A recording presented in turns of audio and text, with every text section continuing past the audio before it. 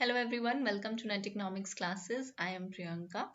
हम इस वीडियो में कर रहे हैं इकोनॉमिक सर्वे से related most important 10 questions economic survey 2020।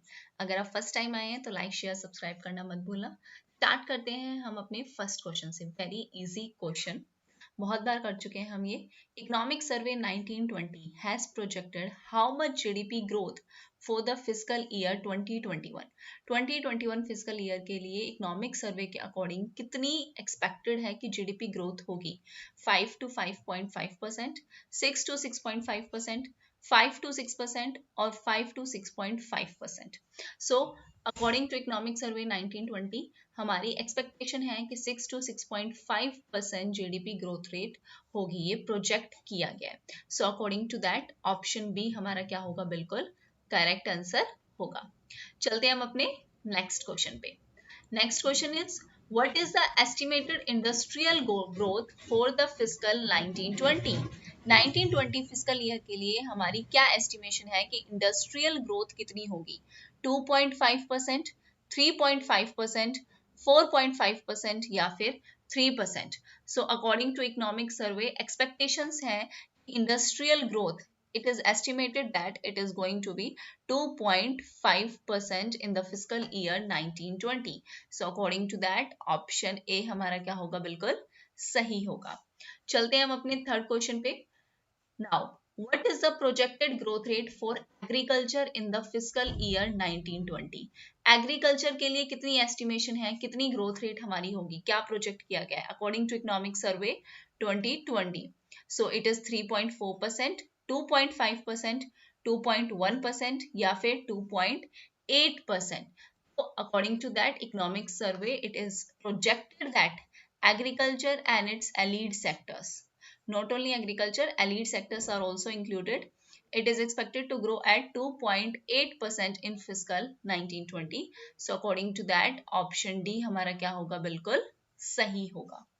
Now moving to the fourth question, what is the overarching theme of economic survey 1920?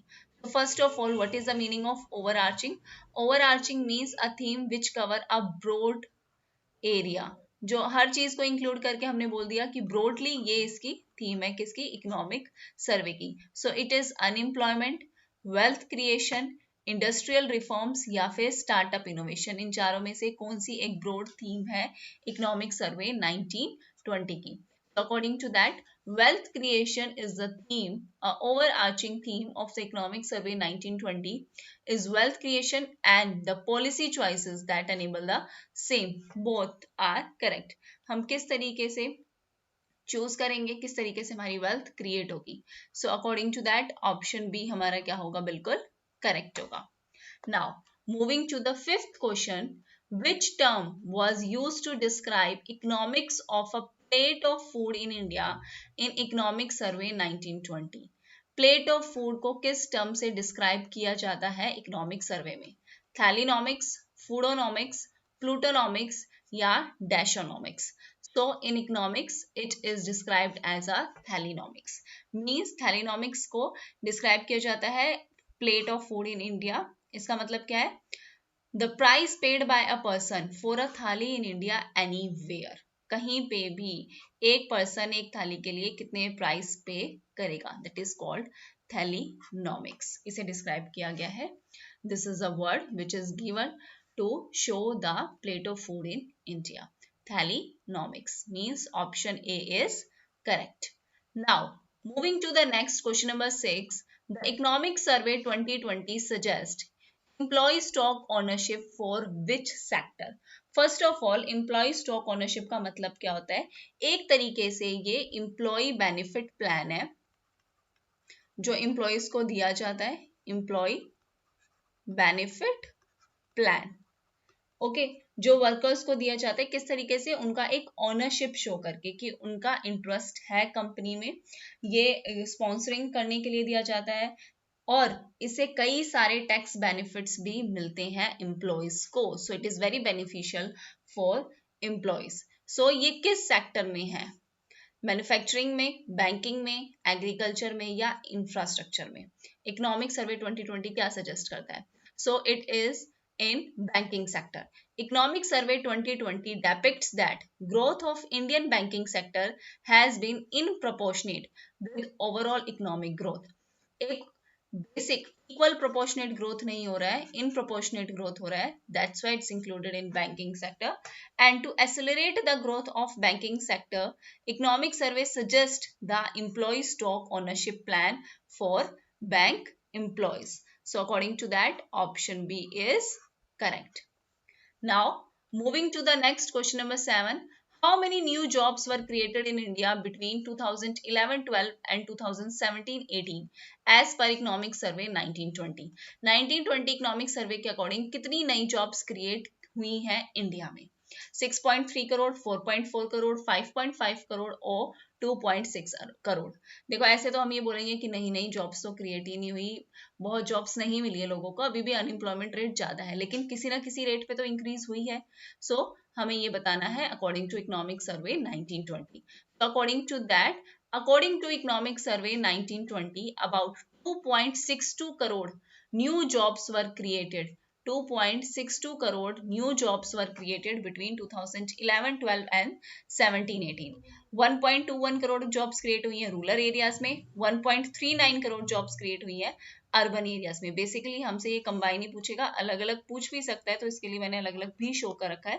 In rural areas 1.21 and in urban areas 1.39. So overall it is 2.62 crore. And according to that, option D हमारा क्या होगा? बिल्कुल correct होगा. New jobs were created between 2011-12 and 17-18. Now moving to next question number 8. As per Economic Survey of India, how many new companies were formed in 2018? 2018 में कितनी नई companies formed हुई हैं? 80,000, 93,000, 1,24,000 या फिर 1,39,000. According to that 1,24,000. Economic survey 1920 हमें बताता है कि 1,24,000 नई कंपनीज फॉर्म्ड हुई हैं 2018 में, और 2014 का अगर हम करें तो वो सिर्फ 70,000 थी हमारी नई कंपनीज, और इससे क्या शो हुआ है कि हमारा 80% ग्रोथ हुआ है.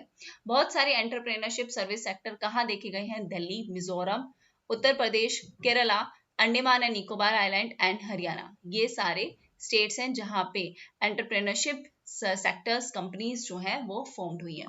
So according to that 1,24,000 option C is correct. 70,000 से सीधा 1,24,000 new companies were formed. Now moving to the next question number 9. How much India needs to spend on infrastructure become $5 trillion economy by 2024-25. 2024-25 तक हमें अगर अपनी economy को 5 trillion economy बनाना है तो हमें इंफ्रास्ट्रक्चर पे कितना स्पेंड करने की रिक्वायरमेंट है? 1.2 trillion, 1.4 trillion, it is in USD, 1.6 trillion और 1.8 trillion. So according to economic survey 1920, India needs to spend 1.4 trillion infrastructure to become an $5 trillion economy by 2024-25. ऐसे क्वेश्चंस assertion रीजन में आ सकते हैं. Okay, so please take care of that. हमें कितना requirement है अपनी इकोनॉमी को 5 ट्रिलियन इकोनॉमी बनानी है तो हमें 1.4 ट्रिलियन इंफ्रास्ट्रक्चर पे स्पेंड करना पड़ेगा. Okay, now according to that option B हमारा क्या होगा? बिल्कुल करेक्ट होगा, 1.4 trillion. Now, moving to the last question of this economic survey, the year 2019 marked the golden jubilee of which event as per economic survey 2020? 2019 किसकी हमने golden jubilee बनाई है? PSU privatisation, bank capitalisation, bank nationalisation और CPSE disinvestment. So, according to economic survey 2020, bank nationalization marked as a golden jubilee of this year. So year 2019 को mark किया गया है as a golden jubilee year of bank nationalization.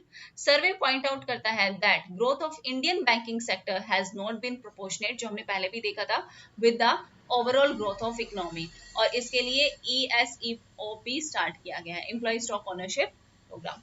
Now PSU privatisation नहीं होगा, bank capitalisation नहीं होगा, bank nationalisation होगा. So according to that हमारा ऑप्शन सी क्या होगा, बिल्कुल करेक्ट होगा। अब यहाँ पे एक वर्ड है सीपीएसई डिसइन्वेस्टमेंट। तो सीपीएसई का मतलब क्या होता है, सेंट्रल पब्लिक सेक्टर एंटरप्राइजेस। ये वो कंपनीज हैं जिसमें सेंट्रल गवर्नमेंट का शेयर 51% से ज्यादा होता है।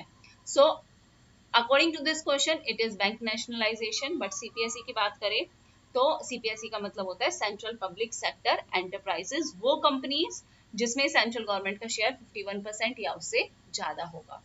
Okay, so this is all about this video. Thank you very much everyone. If you find it helpful, then please like, share and subscribe and share with those students who are preparing for government exams. Take care everyone, because health is wealth and who knows better than me. Thank you everyone. Take care.